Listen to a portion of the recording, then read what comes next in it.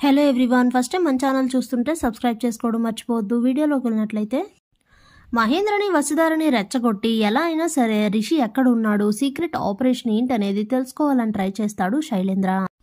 అయినా కూడా మహేంద్ర చాలా బ్యాలెన్స్డ్గా ఏమీ చెప్పకుండా వసుని తీసుకొని అక్కడి నుంచి వెళ్ళిపోతాడు. అప్పుడే శైలేంద్ర, నేను వేసే ప్రతి అడుగులోనూ వసుధార నాకు అడ్డు వస్తోంది. అసలు ఈ వసుధార అడ్డు ముందు తొలగిస్తే నాకు సగం టెన్షన్ పోతుంది. ఏం చేయాలి, వసుధార అడ్డుని ఎలా తొలగించాలి అని ఆలోచిస్తూ ఉండగా ఇంతలో రాజీవ్ ఎంట్రీ ఇస్తాడు. రాజీవ్ బెడ్ పైన పడుకొని ఎదురుగా ఉన్న వసు ఫోటో చూస్తూ మాట్లాడుతూ ఉంటాడు. ఆటలు ఆడుకోవడం నీకే కాదు మరదల పిల్ల, నాకు వచ్చు. ఏంటిదంతా వస్తారా? ఈ భావనిలా గాలి కొదిలేసి రిషిని పెళ్లి చేసుకుంటే ఎలా చెప్పు?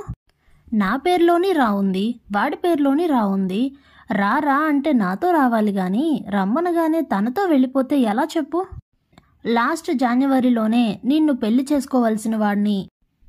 కానీ ఈ 1 ఇయర్ పాటు ఎవ్వరికీ కనిపించకుండా ఇలా చీకట్లో దాక్కోవలసి వచ్చింది.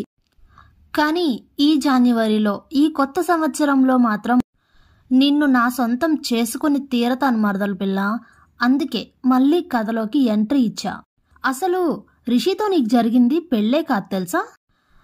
ఒకసారి నీ అంతట నువ్వే మెళ్ళో తాళి వేసుకున్నావు, ఇంకోసారి రిషి కట్టాడు. అది ఒట్టి తాళి మాత్రమే, దానికి అసలు వాల్యూవే లేదు. అందుకే నీ మెడలో ఉన్న ఆ తాళిని తెంచి నా దగ్గర ఉన్న ఈ తాళిని కడతా అంటూ తన దగ్గర ఉన్న తాళిని తీసి వసు ఫోటో దగ్గర పెట్టి చూస్తూ ఉంటాడు. అసలు వసుధారా, ఇప్పుడు నా టార్గెట్ ఏంటో తెలుసా? నువ్వు ఎవరినైతే కోరి కోరి ప్రేమించి ఇష్టపడి మరీ పెళ్లి చేసుకున్నావో వాడినే చంపైపోతున్నాను. వాణ్ణి చంపేస్తే ఇప్పుడు నువ్వు నాకు ఎలా సొంతం కావో నేను చూస్తాను. వస్తున్నా మరదల పిల్ల, నీకోసమే వస్తున్నా.